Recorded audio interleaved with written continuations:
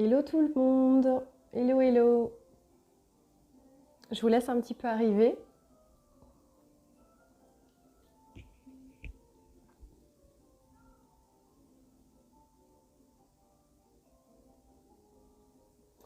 Aujourd'hui, on va parler des émotions.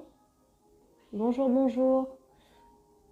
Salut à tous. On se retrouve du coup pour notre live habituel du lundi, notre rendez-vous, les chroniques de génie. Aujourd'hui, on va parler des émotions. Donc, si vous avez des questions à poser sur les émotions, je vous invite à les poser ici en commentaire.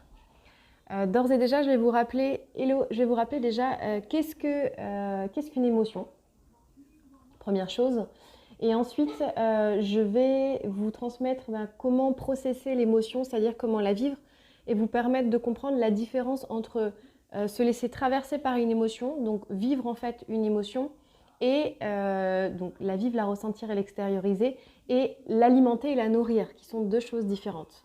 Dans la première situation, en fait, je ne vais pas m'identifier à l'émotion. Dans la deuxième situation, je vais m'identifier à l'émotion. Je vais croire que c'est du coup une partie de moi, en fait, et je vais venir la faire rester, en fait. Bonjour Maya, Mayago. Donc pour ceux qui ne me connaissent pas, moi je m'appelle Eugénie Besqueux, je suis coach thérapeute, je suis également formatrice en technique d'optimisation du potentiel, en bien-être. Je suis formée à plein de pratiques diverses et variées, au coaching comme à l'Ayurveda, qui est du coup une médecine traditionnelle ancestrale indienne. Et moi, je pars du principe que en fait, tout ce qu'on vit a un sens, même si on n'arrive pas à le comprendre immédiatement. Et c'est là où j'ai envie de vous amener en fait dans votre réalisation de vous-même. Salut Iris. Contente de te retrouver ici. Moi, je travaille d'une manière systémique, c'est-à-dire que je prends en compte toutes les parties de notre être. Pour moi, le psyché a autant d'importance que le physique, que le spirituel, que le psychologique, que voilà, tout en fait se complète et tout du coup travaille en synergie. C'est ce qu'on appelle l'approche systémique, l'approche holistique. Donc, si vous avez des questions à poser sur les émotions, je vous invite à les mettre en commentaire, je prendrai le temps d'y répondre. D'abord, on va aborder ce qu'est une émotion. Donc, émotion, ça vient du latin emovere, qui veut dire energy in motion. C'est de l'énergie en fait en mouvement. Donc, c'est de l'énergie que nous, on va créer en fait à l'intérieur de nous en réponse à quelque chose qui vient de l'extérieur. Mais nous, on va le créer à l'intérieur. Et en fait, on va devoir se laisser traverser par cette énergie pour la remobiliser et pour la rendre en fait à l'univers. Si on ne le fait pas, il y a des oiseaux qui passent, si on ne le fait pas, qu'est-ce qui va se passer? Il va se passer qu'en fait, les émotions vont venir se cristalliser dans le corps, un peu comme le stress qui à la base en fait part du cerveau. Ça va se cristalliser dans notre corps et ça va donner à terme des douleurs, ça peut donner des inconforts, ça peut donner un excès de stress, ça peut donner un dérèglement de certaines fonctions physiologiques, ça peut donner des tremblements, de la tachycardie, plein de choses, d'accord? Ça dépend vraiment en fait des profils, ça peut aussi donner des maux de ventre. La plupart du temps, comme le ventre est quand même le centre des émotions, on retrouve beaucoup ce symptôme-là. Mais ça peut aller beaucoup plus loin, hein. Ça peut entraîner des pathologies qui sont beaucoup plus conséquentes à terme. Donc par exemple, si j'ai trop d'émotions chaudes, par exemple de la colère, de la frustration, de la nervosité, de la haine, en fait, dont j'arrive pas à me dépêtrer, qui reste à l'intérieur de moi, eh bien, qu'est-ce qui va se passer? Je vais commencer à développer des inflammations corporelles. Donc des rhinites, des tendinites, des sciatiques, toutes ces maladies-là qui terminent en it, d'accord, ce sont en fait des inflammations corporelles. Ça peut créer voilà, plein on va dire de déséquilibre, hein, comme on appelle ça en Ayurveda, de déséquilibre métabolique, mais pas que, ça peut aussi créer des déséquilibres psychologiques, d'accord, des dérèglements psychiques. Et donc, les émotions, en fait, on nous a appris, nous, depuis qu'on est enfant, à un petit peu les taire. Hein, quand un enfant crie ou fait une crise de colère dans le magasin, on se dit tout de suite c'est un caprice. Et donc, en fait, on va juger l'état émotionnel de l'enfant ou comme vous, on a pu juger votre état émotionnel lorsque vous étiez enfant. Et donc, dans vos cellules, en fait, dans votre corps, vous avez engrammé que les émotions n'étaient pas quelque chose de positif, que par exemple la colère n'était pas une émotion positive. Pourtant, la colère, c'est une émotion très sage, c'est une émotion motrice. C'est celle qui va vous mettre en mouvement vers le changement que vous voulez voir dans votre vie, vers les limites que vous avez envie de poser, etc. Donc, en fait, on a un ancrage en fonction, on est tous différents, hein, mais on a des ancrages qui nous disent que nos émotions, elles sont plus ou moins bonnes et c'est ce qui va permettre, consciemment ou inconsciemment, le fait de s'autoriser à vivre l'émotion. D'accord ? Aujourd'hui, la plupart des gens qui me consultent dans mes consultants ou dans mes formations, je vois bien, ce sont des gens qui soit sont submergés par leurs émotions, soit sont esclaves de leurs émotions, en fait, soit ne savent pas comment, en fait, les extérioriser. Et les extérioriser, ça ne veut pas dire les chasser, ça veut dire, en fait, d'abord écouter ce qu'elles ont à vous transmettre. Elles ont un message, elles viennent vous dire quelque chose. Donc, écoutez ce qu'elles ont à vous transmettre et ensuite pouvoir les laisser partir, les remercier et les laisser partir. Dernièrement, moi, j'ai fait un gros travail sur moi, donc je continue moi à travailler sur moi. Et en fait, je me suis rendu compte qu'il y avait certaines émotions. Donc, je suis formée à des techniques de libération émotionnelle, mais j'ai découvert des nouvelles techniques récemment. Et en fait, qu'il y avait des émotions que j'avais du mal à laisser partir parce que je m'identifiais à elles. D'accord ? Et parce que, en fait, ce sont des émotions qui avaient été vécues par certains de mes ancêtres, de ma lignée, de mes grands-parents, etc., et qui sont décédés. Et que, en fait, si je laissais partir ces émotions-là, c'est comme si je les laissais partir une nouvelle fois. Donc là, bonjour la blessure d'abandon. Donc j'ai fait tout un travail dessus et j'ai trouvé ça extrêmement intéressant de venir aussi vous en parler parce que trop souvent, j'ai cette question qui est « D'accord Eugénie, je dois vivre l'émotion, je dois la processer, je dois l'accueillir, ok, mais comment je fais la différence entre vivre l'émotion, me laisser traverser par elle et alimenter l'émotion ?» D'accord ? Parce qu'il y a vraiment une différence. Déjà, est-ce que c'est clair pour vous ? Il y a vraiment une différence entre les deux. Dans le premier cas de figure, je vais me permettre de ressentir l'émotion. Donc, je vais me poser, en fait, l'émotion, c'est à l'intérieur. Rappelez-vous, elle part de l'intérieur. Donc, je vais me poser et puis je vais venir ressentir ce qui se passe. Je peux écrire dessus. Moi, je suis très fan de journaling. Si vous me connaissez, si vous avez accès à mes programmes ou mes formations, vous savez que moi, en coaching, j'utilise beaucoup l'écriture, le journaling. On peut se poser, se dire, voilà, là, maintenant, qu'est-ce qu'on ressent ? Est-ce qu'on peut mettre une couleur, une forme, un nom, un prénom peut-être à ce que je suis en train de ressentir, ok ? Pourquoi est-ce que c'est là ? Qu'est-ce qui a généré ça ? Et une fois que je l'ai identifié, comprendre le message qu'en fait elle est venue me transmettre. Et là, je suis à l'intérieur de moi. Donc là, tout ça, en fait, ça se fait vraiment de moi à moi. Donc ça peut se faire avec des EFT. Si vous voulez aller voir, moi sur ma chaîne YouTube, j'ai mis pas mal d'EFT. Ça peut se faire avec des méditations, avec de l'hypnose. Voilà, mais un moment où en fait vous êtes vraiment à l'intérieur de vous, avec vous, puisqu'encore une fois, l'émotion, c'est l'énergie qui part de l'intérieur pour aller vers l'extérieur. Okay ? Une fois que vous avez vraiment ressenti cette émotion-là, elle peut s'en aller parce qu'elle a été accueillie avec amour. Vous voyez, c'est un peu comme lui ouvrir en grand les bras. Vous l'avez accueillie en fait et elle peut s'en aller parce qu'elle a été écoutée. De la même manière on accueillerait un enfant. Si un enfant tombe par terre et se fait mal, on ne va pas aller lui dire « Oh mais c'est rien ce que tu as ». Si, pour lui c'est important en fait, il est tombé. Donc de la même manière qu'on accueillerait quelqu'un d'autre, qu'on accueillerait sa meilleure amie qui peut-être a vécu quelque chose de difficile, qui est triste ou qui est en colère, on s'accueille aussi nous-mêmes et on accueille cette émotion-là, comme une partie de nous en fait. On reconnaît du coup une partie de nous. On est vraiment dans l'accueil de cette partie de nous. Donc j'ouvre l'espace pour que cette émotion vive. D'accord ? Aujourd'hui, la plupart des gens qui me consultent, et très souvent, c'est plutôt moi je veux vite m'en débarrasser en fait. Ça me saoule, ça me gêne, ça me rend inconfortable et c'est normal. En tant qu'être humain, on a du coup une balance douleur-plaisir et on va naturellement chercher à aller vers le plaisir et à fuir l'inconfort. C'est ok. Le problème, c'est que l'émotion en fait n'est pas toujours inconfortable et que plus on s'autorise à vivre des émotions qui peuvent être inconfortables et plus on devient puissant, on est en maîtrise de nous-mêmes et plus on va s'autoriser à vivre des émotions confortables en fait. C'est un peu comme si les émotions inconfortables, quand elles se laissaient expérimenter, traverser et vivre, elles créaient de l'espace pour recevoir encore plus d'émotions positives. Vous voyez, c'est comme si vous créiez en fait du coup l'espace nécessaire pour votre bien-être. Et ces espaces-là, la plupart du temps, on a tendance à les fuir parce qu'on ne veut pas sentir. On ne veut pas sentir cette boule dans notre ventre, on ne veut pas sentir cette rage dans notre gorge, on ne veut pas sentir ce plexus qui chauffe, on ne veut pas sentir ce stress qui nous donne froid, qui nous paralyse, cette peur du rejet, tout ça. Et forcément, en fait, tout ce qu'on fuit va avoir tendance à revenir de manière décuplée, soit physiquement, soit la vie va le remettre sur votre chemin en vous disant « Eh oh, c'est ça qu'il faut que tu travailles ». Et c'est pour ça qu'on a beaucoup de personnes qui vivent des cycles, d'accord? Et qui se disent « Mais c'est bizarre, je vis une boucle et elle n'arrête pas de recommencer en fait, je vis des schémas répétitifs ». C'est parce qu'elles ne se laissent pas le droit de comprendre en fait les enseignements, de comprendre ce que leurs émotions ont à leur dire. Ok? Donc, bonjour à tous ceux et celles qui arrivent. Salut Amélie, salut Laïla.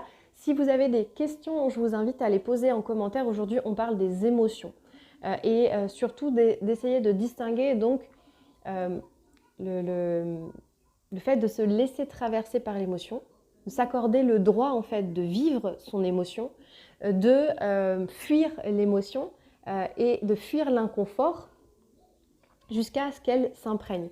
Parce que qu'est-ce qui se passe quand on va fuir l'émotion? En fait, on va comme déposer un mouchoir dessus. Okay, on va déposer un mouchoir sur l'émotion et on ne va plus du tout la regarder. Et cette émotion-là, en fait, elle va rester à l'intérieur de nous et elle va, entre guillemets, se cristalliser. C'est ce qui arrive beaucoup de manière inconsciente. Vous savez, c'est comme le stress. Le stress en soi, il n'est pas négatif. C'est le stress chronique et répété qui n'est pas bon parce que c'est un stress qu'on ne va pas conscientiser aussi. C'est-à-dire que si j'ai énormément de stress et que je ne fais pas de pause entre mes phases de stress, salut Valérie, eh bien le stress va se cristalliser dans mon corps.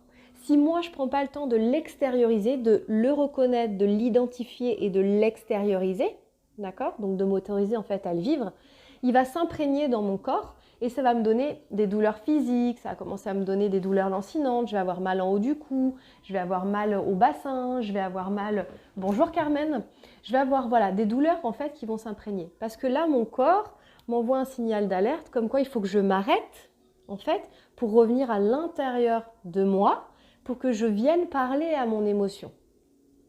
Ok? Que je vienne en fait vraiment l'identifier.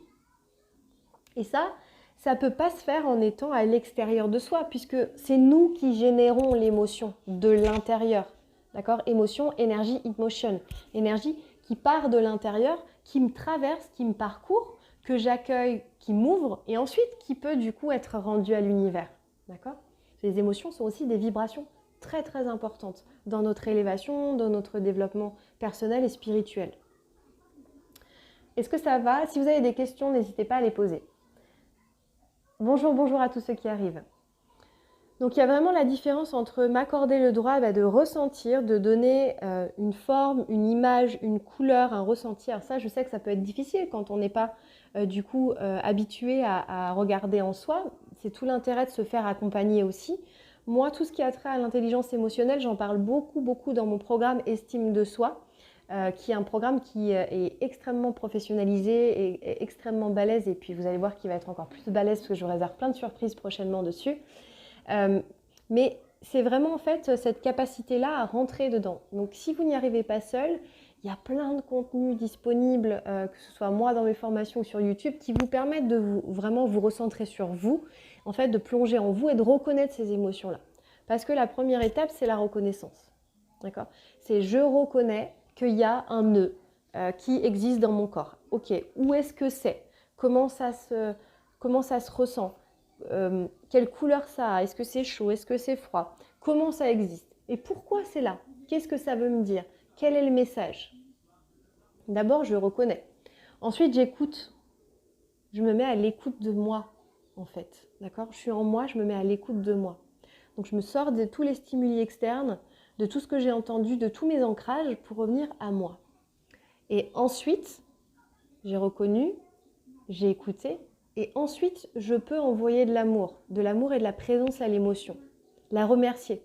Parce que si elle est là, c'est pour vous assister. Si elle est là, c'est qu'il y a une partie de vous qui se manifeste. Si elle est là, c'est qu'elle a besoin d'être entendue. Au même titre que vous avez besoin d'être entendu au quotidien, par vos proches ou même par vous-même. D'accord ? Et ensuite, on peut la laisser partir. À ce moment-là, de toute façon, d'elle-même, elle va s'en aller. Puisqu'en fait, vous allez l'avoir écoutée.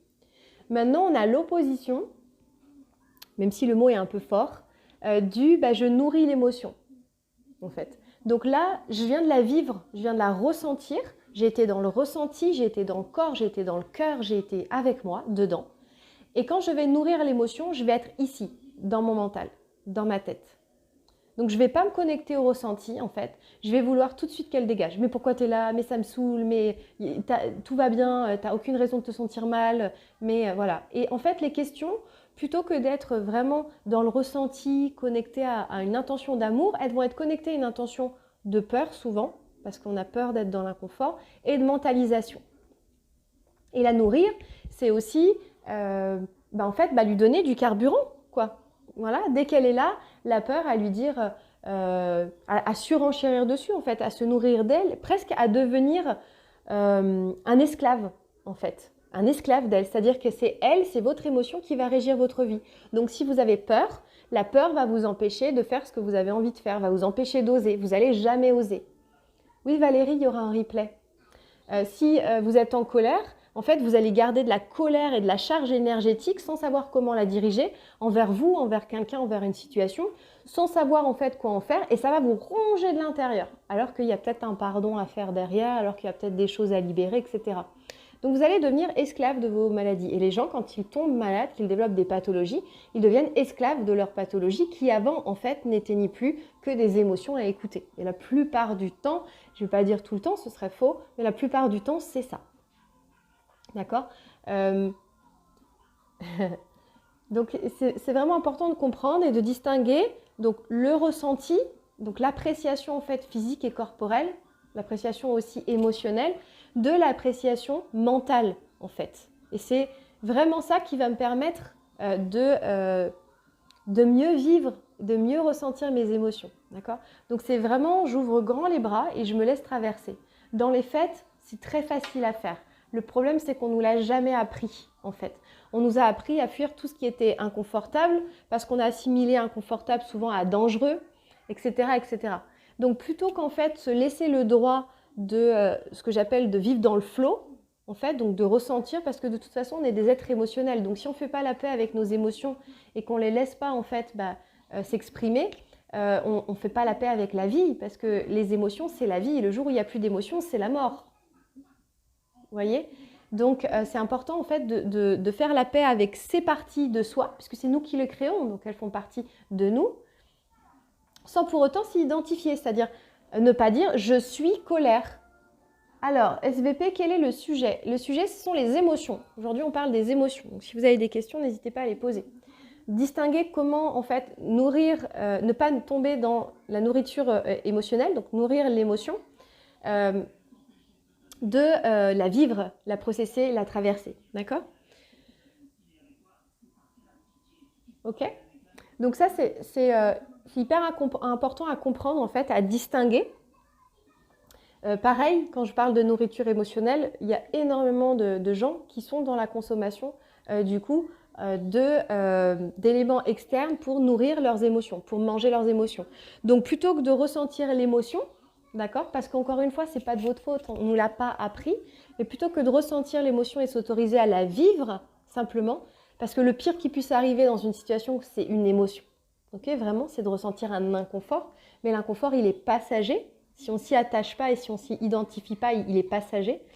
Je vois aussi énormément de mes consultants qui ont de la nourriture émotionnelle, donc qui mangent leurs émotions. Donc, ils vont manger pas mal de sucre dès qu'ils vont avoir une émotion forte, ou alors qu'ils vont complètement fuir, se mettre en retrait, consommer les réseaux sociaux, regarder la télé, pour ne pas ressentir en fait. D'accord ? Le problème de tout ça, c'est que c'est ni plus ni moins qu'une fuite de soi, en fait. C'est un refus de partie de soi. Et où on peut avoir le process inverse, c'est que vous devenez vos émotions. Et j'entends souvent « je suis en colère »,« je suis triste »,« je suis malheureuse »,« je suis ». Sauf que « je suis » en fait a une qualité vibratoire qui est hyper puissante. Le « je suis », c'est vraiment la vibration la plus haute de l'univers. C'est votre être profond en fait, c'est votre divinité qui s'incarne. Donc si derrière « je suis » vous mettez ça, c'est que en fait vous devenez l'émotion. Vous n'êtes même plus vous, vous devenez colère, vous devenez tristesse. Vous devenez joie, mais on est beaucoup plus que ça en fait. On est une palette d'arc-en-ciel, de couleurs d'arc-en-ciel.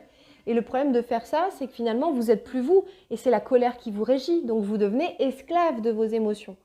Pareil, la tristesse vous régit, vous devenez triste en fait. Le stress vous régit, vous êtes stressé. Et qu'est-ce qui se passe? C'est qu'après, face à n'importe quelle situation, vous aurez toujours la même réaction. Si vous êtes empreint de colère, vous serez colérique. Si vous êtes empreint de stress, vous serez stressé. Si vous êtes empreint de peur, vous serez anxieux ou apeuré, en fait. Parce que finalement, c'est comme si au niveau de vos cellules, elles entendent tout ce que vous dites. Donc si vous dites « je suis mal, je suis… » etc., la cellule, elle entend que vous êtes mal, la cellule devient mal, en fait, à terme. C'est ni plus ni moins que ça. Les mots, les pensées, les émotions, les actes et les comportements sont vibrations. Ok ?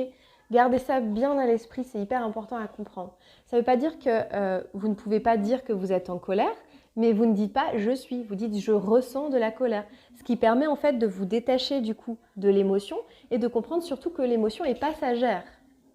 D'accord ? L'émotion, comme je dis souvent, en fait, quand on… sujet super important, les émotions pour toute la vie. Absolument, oui. Et puis surtout se réconcilier avec les émotions.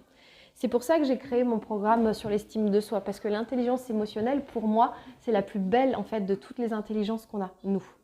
Et il faut être à l'écoute de cette intelligence-là, parce que les émotions, en fait, orientent votre vie. Ce sont de merveilleuses messagères, si on sait les écouter du coup.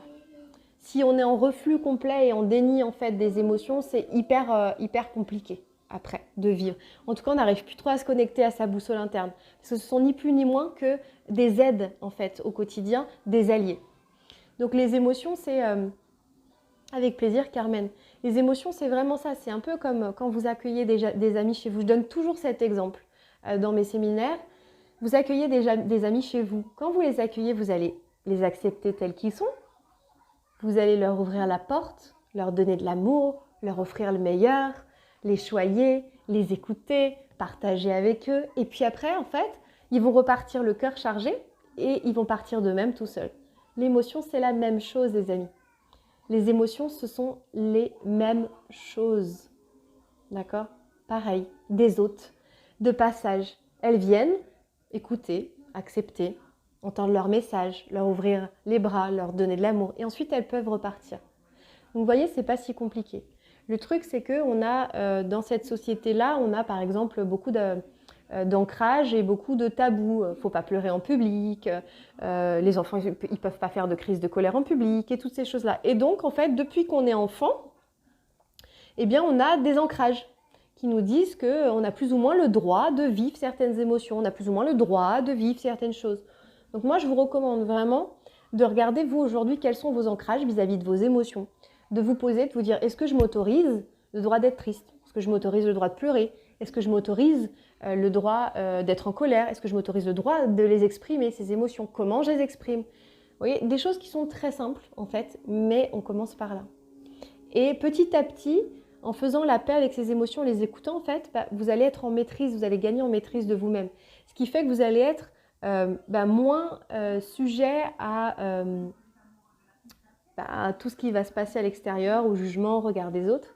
Et si ça vous intéresse, j'ai fait une vidéo dessus sur comment accepter toutes les parties de soi, qui est une vidéo qui est un extrait de mon programme sur l'estime de soi, qui est super intéressante sur ce travail justement d'acceptation et sur tout ce qui a trait à nos zones d'ombre. Donc justement, dans les zones d'ombre, je mets les peurs, donc toutes nos procrastinations, tout ce qu'on refoule en fait, qu'on ne veut pas avoir, tout ce qu'on met en déni. Donc si ça vous intéresse, allez voir, c'est un extrait de mon programme. Est-ce que ça va tout le monde ? Est-ce que vous avez des questions ? Oui, les émotions, c'est un sujet qui est extrêmement important. L'intelligence émotionnelle, mais si tout le monde en fait en avait, je n'en demeure pas moins persuadée qu'il y aurait déjà moins de pathologies, il y aurait déjà moins de maladies et je pense même qu'on aurait plus de bienveillance les uns vers les autres parce que si je suis en capacité, moi, de faire mon travail pour moi, d'accepter mes émotions, d'accepter mes peurs, d'accepter mes colères, d'accepter ce que je vis sans me juger parce qu'il y a toujours aussi ce travail derrière de jugement. En fait, mais c'est mal de faire ça, c'est mal de ressentir ça, c'est mal de vivre ça, c'est mal de pleurer, c'est mal de ci, ou c'est faible. Donc en fait, quand j'arrive à sortir de cet auto-jugement, donc finalement c'est un peu de la pleine conscience, en fait. Merci Laïla. Quand j'arrive à sortir en fait du coup de ce jugement-là, j'arrive en pleine conscience. Et quand je suis en pleine conscience, je ne juge plus, je suis dans l'acceptation en fait. Et ça me permet de mieux accepter les autres et leurs émotions, en fait. Tout simplement puisqu'on fonctionne en miroir. C'est quoi mon compte Insta? Alors, je vous le mets en commentaire là. Hop, comme ça, vous pouvez aller voir. Et dans mon lien Linktree, vous avez tout. Vous avez mes programmes, vous avez mes vidéos, mon compte YouTube, mon site internet, tout ça. Donc moi, en fait, les émotions, j'en ai fait ma spécialité parce que avec le stress, parce que moi, j'ai eu un burn-out, en fait, tout simplement. Et c'est le burn-out qui m'a amené à changer complètement de vie, à quitter mon emploi. Mais j'avais aucune appréhension du stress, c'est-à-dire que j'étais déconnectée de mon corps. Et je le vois aujourd'hui dans mes consultants, ça revient vraiment très souvent. J'étais déconnectée de moi. Donc, je passais tout mon temps à l'extérieur de moi. Donc, je ne m'écoutais pas, j'écoutais pas mes émotions. Et en fait, j'ai même pas vu les signaux d'alerte, d'alarme de mon stress parce que j'étais pas en moi. Et d'où l'importance, ce que je vous dis, de vraiment en fait revenir en pleine écoute intérieure. Et le yoga, d'ailleurs, l'essence même du yoga, parce que je suis aussi professeure de yoga thérapeute, l'essence même en fait du yoga, c'est ça. C'est d'être en capacité d'avoir suffisamment préparé son corps pour recevoir en fait cette écoute intérieure. On dit souvent que on prépare le corps à se tenir en posture de méditation durant de longues heures. C'est l'aboutissement ultime, quoi. Hein. C'est le samadhi même, le paradis, le nirvana. Donc, vous voyez, toutes les philosophies, et puis là, actuellement, dans ma vie, je suis dans une phase où je fais beaucoup de chamanisme, et toutes les philosophies, en fait, disent la même chose, c'est qu'on a vraiment, à l'intérieur de nous, toutes les ressources nécessaires pour déployer, en fait, notre énergie, pour se laisser traverser par nos émotions, et que tout a un sens, en fait. Sinon, les émotions, elles n'auraient pas été créées. Donc, quand elles arrivent, il faut que vous soyez en capacité de ne pas rentrer dans votre tête, dans la nourriture mentale, en fait, et d'être en capacité d'être suffisamment présent pour vous observer. Est-ce que je prends vite mon téléphone pour scroller les réseaux pour ne pas ressentir? Est-ce que je vais vite manger quelque chose parce que ça va me calmer? Ou est-ce que je prends le temps, je me dépose, en fait, et puis j'écoute. Et après, je peux faire plein de choses. Je peux danser mon émotion, je peux bouger mon émotion, je peux courir mon émotion, je peux respirer mon émotion. Je peux utiliser l'EFT. Moi, j'utilise l'EFT, qui est une technique de libération émotionnelle qui vient des États-Unis. On peut utiliser tellement d'autres choses. Hein. Le tambour, ça marche très bien. Il y a plein de choses, en fait. Ça vous est propre. Il faut trouver votre combinaison et puis ce qui vous fait du bien. Mais ça, il faut l'expérimenter. Il faut forcément que vous expérimentiez pour savoir ce qui est bon pour vous et ce qui ne l'est pas. Ok? Ou en tout cas, ce qui va vous permettre, du coup, de vivre et d'expérimenter cette émotion-là. Est-ce que ça va? Est-ce que c'est clair pour vous? Comme d'habitude, j'essaye de vous condenser et de vous vulgariser pas mal d'informations pour que vous repartiez quand même avec un bagage et des outils. Est-ce que vous avez des questions sur les émotions? Donc, les émotions, je vous rappelle, c'est ni plus ni moins que de l'énergie. Donc, le problème, c'est que si cette énergie-là, en fait, à un moment ou à un autre, elle n'est pas mise en mouvement, d'accord, elle va stagner dans le corps, ok? Elle va stagner. Et honnêtement, l'émotion la plus forte en termes énergétiques, c'est la colère. Et c'est juste de la colère, en fait, à diriger, d'accord? Vraiment à diriger. Une fois qu'on sait où on met notre énergie et où en fait on la dirige, après c'est nettement plus facile. Mais pour ça, il faut encore avoir un cap. Il est où le compte Insta? Je vous l'ai marqué. Remontez un petit peu dans les commentaires, il est notifié.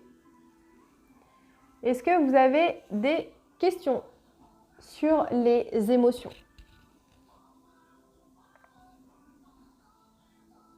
Profitez-en, c'est vraiment le thème du jour, l'intelligence émotionnelle.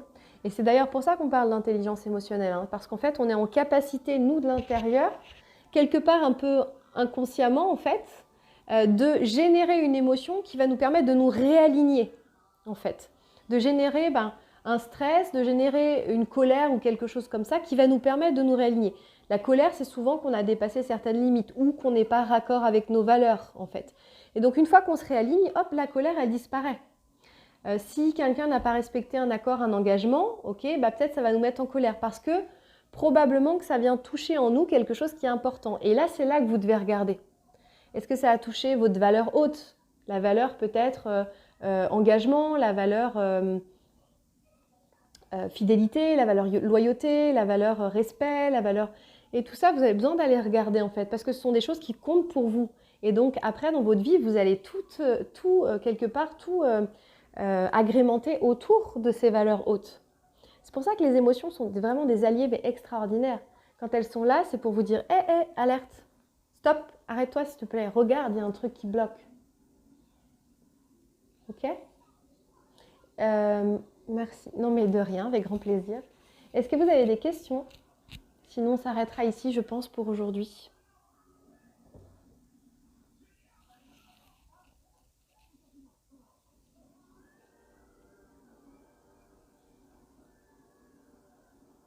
Et puis, de toute façon, le live sera disponible en replay. Hein. Pour l'instant, ça rejoint bien ce qu'il se passe au quotidien.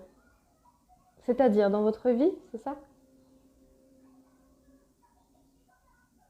Donc, vous voyez je rejoins ce que dit Carmen sur la situation actuelle. En fait, c'est important d'aller voir ce que ça réveille en vous, ce qui se passe actuellement autour de nous au niveau du contexte sanitaire, parce que ça vient toucher à des valeurs profondes, en fait. Et il faut voir ce que ça touche chez vous, pour voir ce qui compte vraiment énormément pour vous. Donc, la gestion des émotions, c'est l'acceptation. La première étape, alors déjà, moi, j'aime pas le terme gestion. Vous n'allez jamais m'entendre dire gestion des émotions. Parce que pour moi, une émotion, ça se gère pas, ça se vit, en fait, ça se traverse. Après, voilà, c'est moi qui pense comme ça. Ça ne veut pas dire que j'ai la vérité. Mais pour moi, même le stress, ça se gère pas, en fait. Ça se conscientise et ça s'accepte et ça se vit, vraiment. Donc oui, l'acceptation, c'est la reconnaissance et l'acceptation.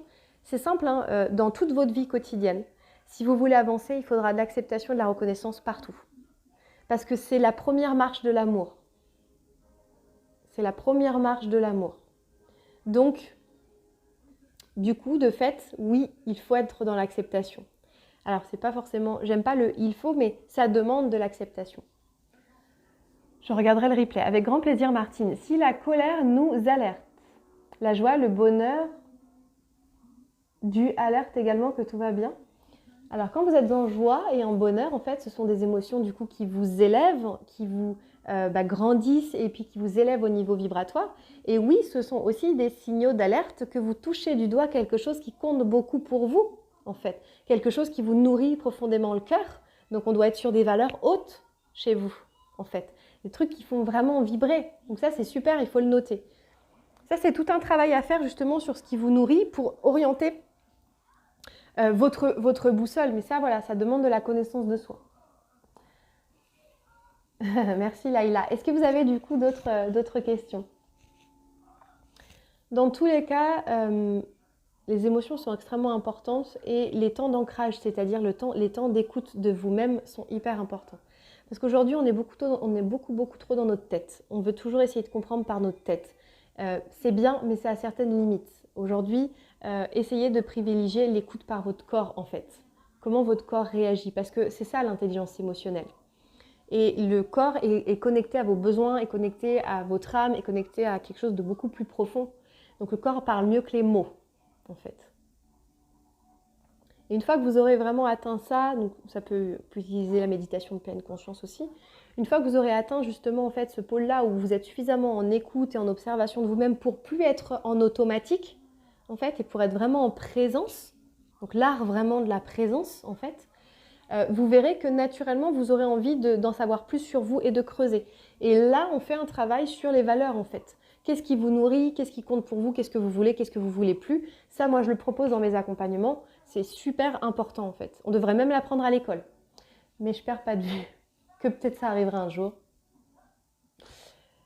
Et si ça vous intéresse, en tout cas, moi, je suis en train de préparer quelque chose bon, il y a toutes mes formations, tout ça, mais je suis en train de préparer quelque chose qui sera bientôt accessible à tout le monde.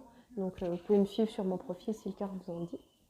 Et si vous avez d'autres questions, n'hésitez pas à les poser. Si vous voyez le live en replay, vous pouvez mettre un petit hashtag replay. Et puis même si vous avez des questions a posteriori, généralement, j'y réponds aussi. C'est OK pour tout le monde pour aujourd'hui sur les émotions? Si oui, on va s'arrêter là. Merci beaucoup de votre présence. Et je vais poster le replay dans quelques minutes. Merci à tous.